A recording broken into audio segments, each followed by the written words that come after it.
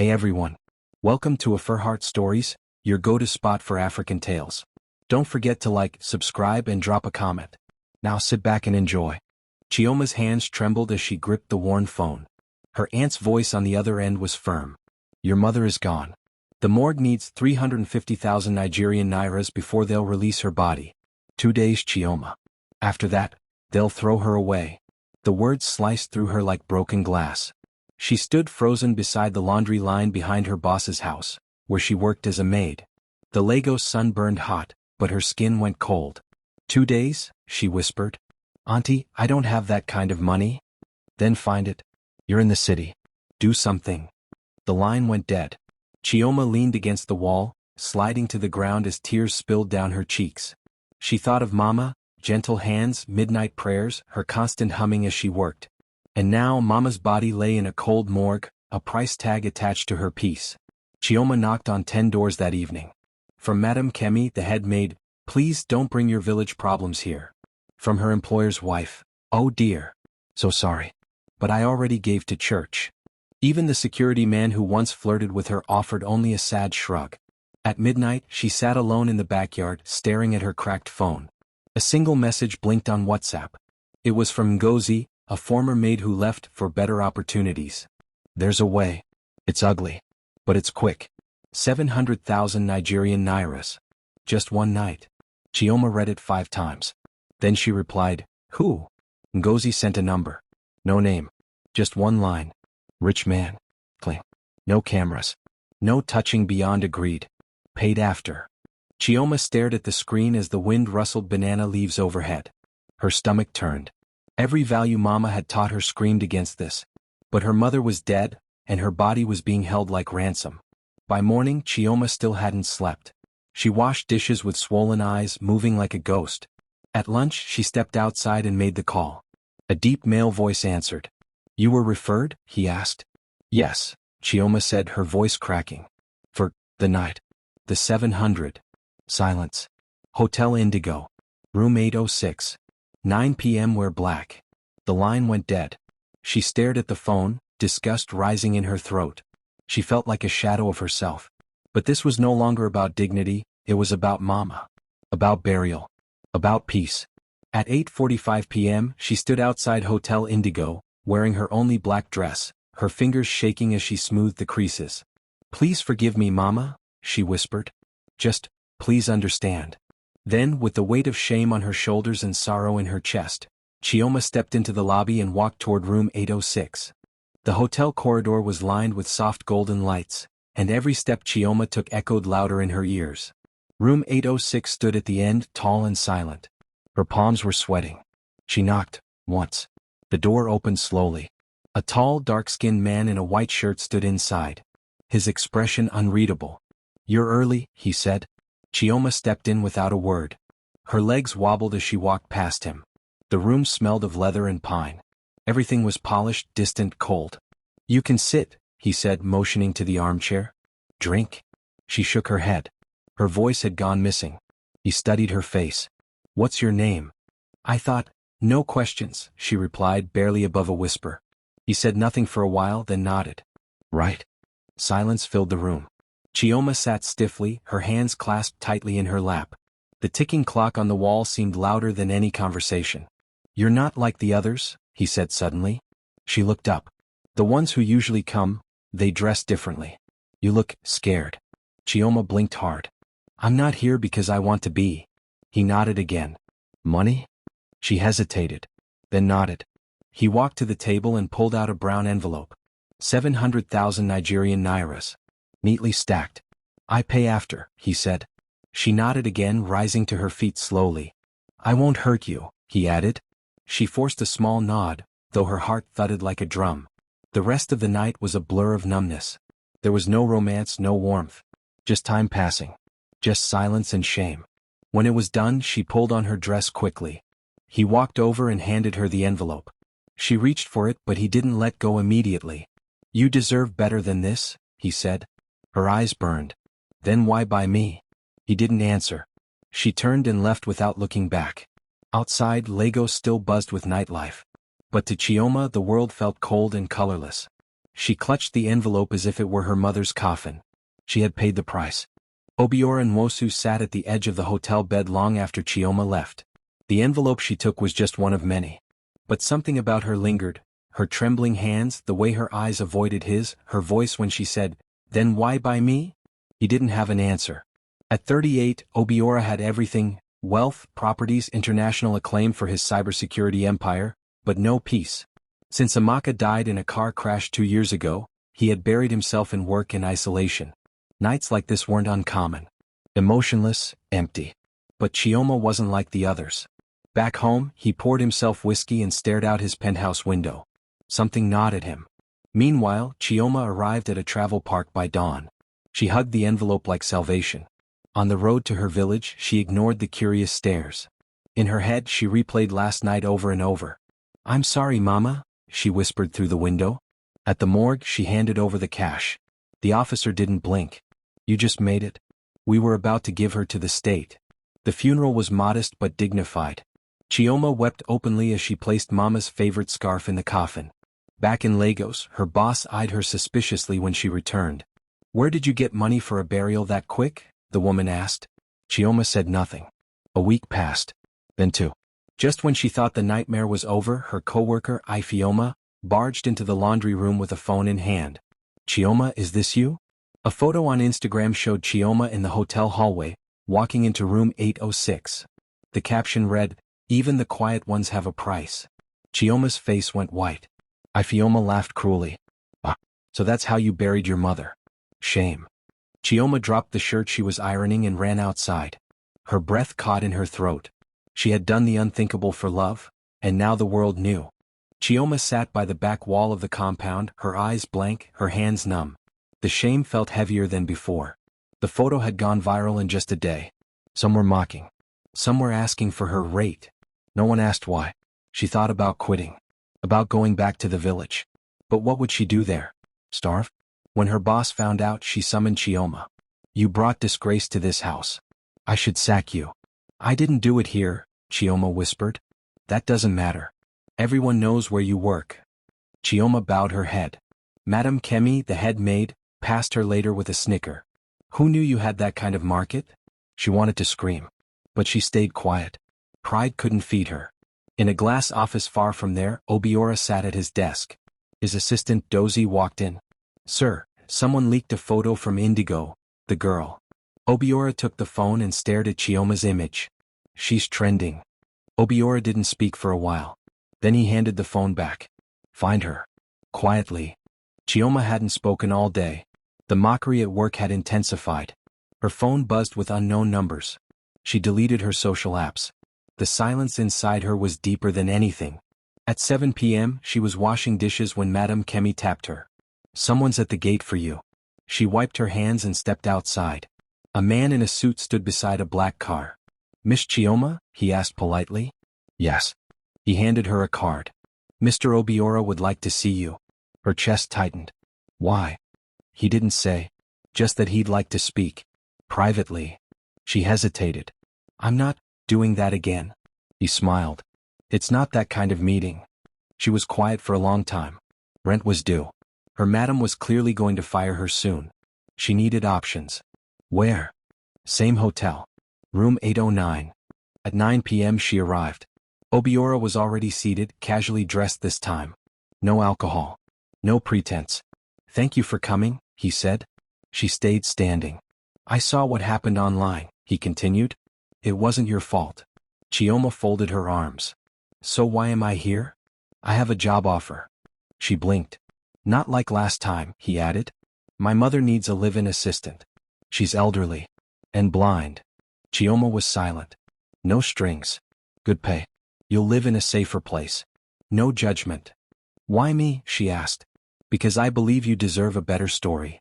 She looked at him. He wasn't cold this time. He wasn't pitying either. "I'll think about it," she said softly. As she walked out, something strange stirred in her chest. Oh. Chioma stood outside the iron gates of the Nwosu estate the next morning, her small travel bag in hand. Her legs ached from walking, but her heart beat even faster. A maid buzzed her in with a disapproving glare. Obiora met her at the front door. "You're early." I don't like being late, she replied. He nodded. Come. I'll show you to her quarters. The house was massive, white marble floors, tall windows, spotless walls.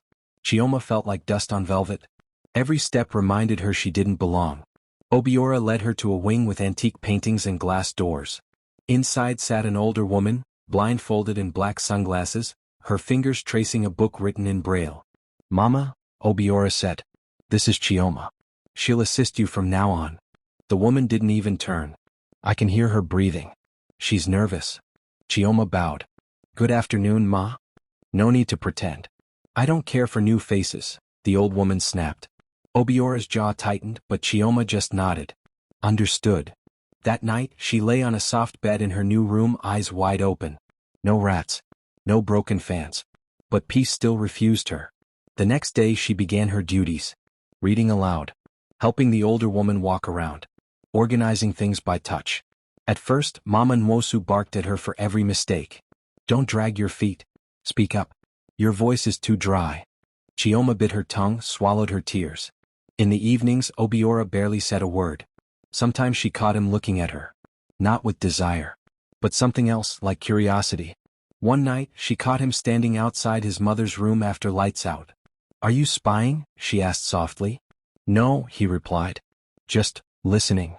To what? Silence, he said. I miss it when it's gone. He turned and walked away, leaving Chioma strangely breathless. Weeks passed. Chioma adapted. She learned Mama Nwosu's routines, her sharp tongue, and the moments her gentleness peeked through. She found rhythm in quiet obedience. But the other staff made it hard. She was a prostitute, one whispered in the kitchen. She bewitched Oga, another muttered. Chioma said nothing. She just worked. One afternoon she helped Mama sit in the garden. The older woman asked suddenly, Why did my son choose you? Chioma paused. He said you needed help. Mama's lips curled. He hasn't brought a woman home in 5 years. Not even friends. Not after her. Her?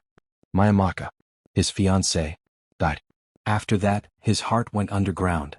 Chioma said nothing. She watched the flowers dance in the breeze. Later that night, Obiora returned from work early. He found Chioma cleaning the piano. You play? He asked. No, she replied. But I like how it sounds. He sat down and played a soft melody. The room filled with aching beauty. Chioma stood frozen, holding a dust rag like it was a rose. I haven't touched this since Amaka, he murmured. She whispered, She must have been special. She was, he said. But I don't talk about her. I understand, Chioma replied. And for the first time they shared something beyond pain. One evening, Chioma passed the study on her way to the kitchen. The door was slightly open. Inside, Obiora and his mother argued. She was a one-night girl, Obiora. Mama Nwosu hissed. I read the news too. She's more than that, he said quietly. She stayed. She works. She never asks for anything. You'll ruin your name for a maid? I'm not asking for approval, Mama. Just respect. Chioma froze. That night she sat outside on the stone bench, her heart thudding. He was defending her. He knew who she was. What she did. And yet, he defended her. She didn't know whether to be grateful or afraid. The next day Mama Nwosu was oddly silent. She simply said, Read to me. Chioma did. Her voice wavered at first, then steadied. Later, Obiora approached her in the hallway. You heard us, didn't you? She nodded slowly. He didn't flinch. I meant what I said. She searched his face. Why? Because I see you, he said. Those 3 words hung in the air like thunder. Obiora hosted a formal dinner for board members and investors. Chioma had planned to stay invisible. But just before the event, Obiora called her to his room. You'll sit beside me. She blinked. Sir. I'm not. This is a mistake. You're not invisible anymore, he said. Dressed in a borrowed gown, Chioma walked into the grand dining room. Crystal chandeliers. Marble floors. Waiters in black and white. Whispers started immediately. Isn't she the girl from that scandal? A maid. Chioma's hands trembled as she took her seat. A board member smirked. Quite the date, Obiora. She's my assistant, he replied firmly. And the smartest person I've met this year. Chioma's eyes widened. She stared at her plate. Later, another guest leaned over. Is it true what they said about you online? Chioma looked up, met his eyes and said calmly, Everything online is true, until it isn't. Laughter. Silence. Then applause from Obiora. By the end of the night, she had proven something even to herself. She could hold her head up. A week later, Obiora received an invitation to a tech gala. You should come, he told Chioma.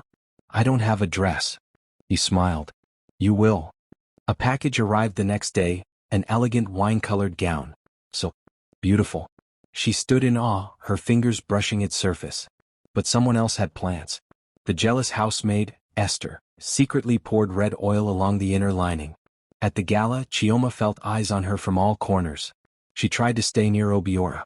Midway, a woman gasped. What's that on her dress? Chioma looked down, her entire back was stained. The oil had spread under the heat. Laughter erupted. She turned, ready to flee. But Obiora grabbed her hand. Stop. Obiora, please, I can't. He stepped onto the stage. I see you all laughing, he said. But I brought her here because she's the only person in this room who knows what real dignity is. The room went quiet. He looked at her. You shine brighter than all of them. And in that moment, Chioma stood still, broken dress and all. Because for once, someone chose her. The car ride home after the gala was silent. Obiora focused on the road. Chioma stared out the window, her stained dress folded over her lap. Thank you, for what you said back there, she said quietly. You didn't deserve what happened, he replied. They forget that wealth doesn't always mean worth. She turned to him. And poverty doesn't always mean shame. Their eyes met at a red light. Neither looked away. Back at the mansion, she stepped out of the car and whispered, Good night. Obiora called her name. She turned. He started, then stopped. He walked toward her, hesitated, then leaned forward. Their lips met in a quiet, unexpected kiss. It was soft, slow, gentle. But it held years of loneliness and buried pain between them. Chioma pulled away first, her eyes wide. No, I can't. Why? He asked. Because the last time I let someone touch me, I felt like I died inside. Obiora looked stunned. Chioma, I didn't mean to. She shook her head. This time. I want it to be different. I want me to be different. Then she turned and disappeared down the hallway, leaving Obiora standing in silence. Chioma stood in her room, staring at her reflection. The kiss still lingered on her lips. But instead of butterflies, she felt a storm inside. She peeled off the ruined dress, washed her face, and sat at her small desk. Opening her phone, she searched, free online business courses.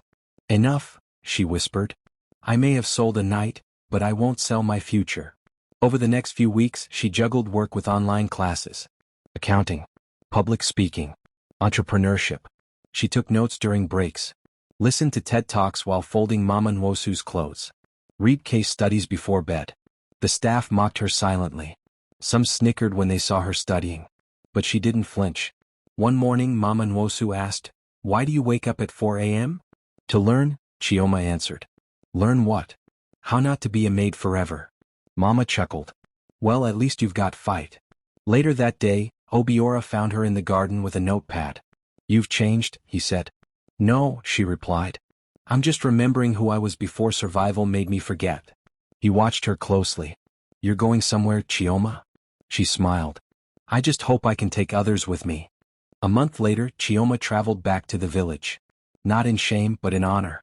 She wanted to see her mother's grave. She brought fresh flowers and a small wooden plaque that read, Your daughter didn't give up. As she knelt, placing it on the soil, a gruff voice barked behind her.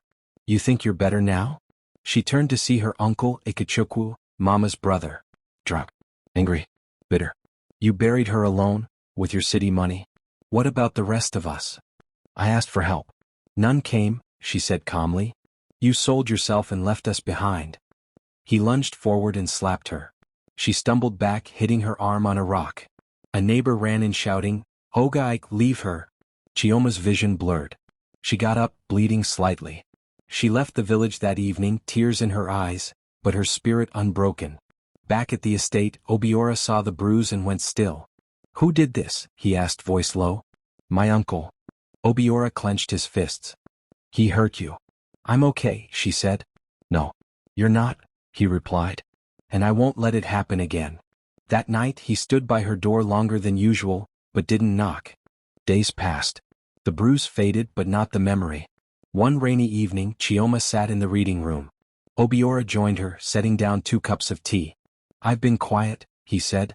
I noticed. He took a deep breath. Because I've been afraid. Of what?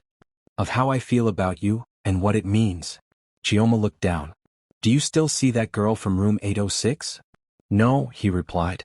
I see the woman who buried her past without letting it bury her. She exhaled slowly. You knew.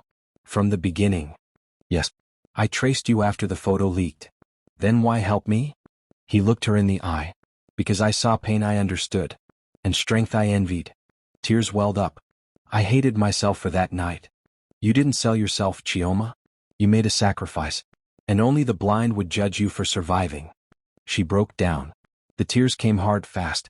Obiora didn't move. He let her cry. When she finally stopped, she asked, What now? He whispered, We heal. Slowly. Together, if you'll let me. She didn't reply. But she didn't say no either. Chioma sat with Mama Nwosu in the sunroom reading as usual. But today the old woman interrupted her. You stopped dragging your feet. Chioma smiled. Maybe because I'm walking towards something now. Mama reached for her hand, surprising her. I may be blind, but I'm not stupid. Chioma chuckled. No one ever said you were. You care about my son, Mama said. Chioma froze. I haven't seen him smile in 5 years, but last week he laughed. Like a boy again. That was you. I didn't plan it. The best things never are. They sat in silence for a moment. You remind me of myself, Mama added. Before life hardened me. Chioma was quiet. I know who you were. I heard the rumors. I don't care. I care who you are now. Chioma's throat tightened. I won't stop him, Mama said. If he chooses you. Tears filled Chioma's eyes. Thank you, Ma. I'm not doing it for you, she snapped. I'm doing it because I want grandbabies before I die. Chioma laughed through her tears. That night, Obiora stood at her door again. And this time she opened it. It was a quiet Sunday evening when Obiora called for a private dinner. Chioma entered the candlelit garden wearing a simple cream gown. The staff stood along the fence, invited to watch though they didn't know why. Obiora stood in the center with a leather folder in hand. You once said you wanted to become someone else, he began. Chioma nodded slowly. I remember. He opened the folder and revealed a signed startup partnership deed. This is a tech company I've been building in silence, focused on educational tools for women in underserved areas. I want you to lead it. Her eyes widened. Me? You've done the hard work. You've learned. You've fought shame. You're no longer the girl at the hotel door. And if I say yes? You'll own 30%, he said. Your name on the board. Your name on the product. Silence.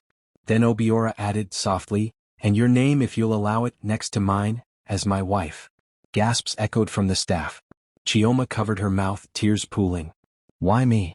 Because you didn't sell your soul, he said. You kept it and you made it stronger. She walked to him, heart pounding. Yes, she whispered. The crowd burst into applause. But Obiora only had eyes for her. Chioma's new office overlooked Victoria Island. She sat behind the desk in a white blazer, a laptop open in front of her. The company was called Rise, and it was growing fast. Recruitment, meetings, presentations, it was a whirlwind. But she handled it with grace, remembering her early mornings of online lessons and sleepless nights of doubt. She hired 3 women from her old neighborhood. Paid above minimum wage. Gave mentorship. She never forgot where she came from. One afternoon, her former coworker Ifioma sent her a message. I heard you made it. I'm sorry for how I treated you. Chioma replied.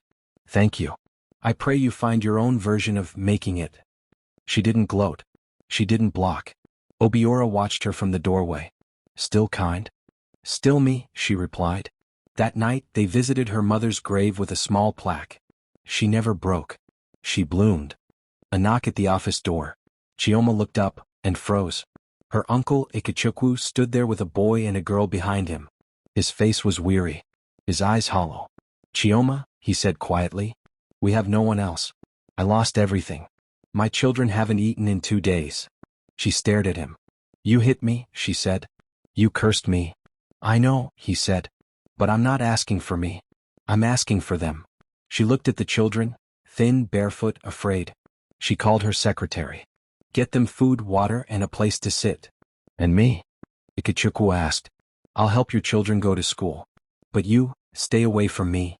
He blinked. Just like that. No, she said, rising. Not just like that. Like someone who learned to say no. The door closed behind him and Chioma breathed deep. Boundaries. Power. Peace. Rain poured one evening as Chioma's car rolled toward the mansion gate. As they slowed down, she spotted someone, huddled under a plastic bag at the corner. Stop the car. She stepped out, umbrella in hand. A young girl, maybe 17, sat soaked. Dirty. Shivering. Chioma crouched beside her. What's your name? Iket, the girl whispered. I came to Lagos, but I haven't eaten in 2 days. Please don't send me away. Chioma smiled gently. You remind me of someone. Who? Myself. She stood and held out her hand. Come. You'll eat. You'll sleep. And tomorrow we'll talk about your future. As they walked in, staff stared in confusion. Chioma whispered to herself, someone once gave me a second chance. Now it's my turn. And just like that, the cycle of kindness began again. At the launch event of Rise's latest initiative, cameras flashed. Reporters buzzed. Influencers posted. Investors praised. Chioma stood at the podium, radiant in navy blue.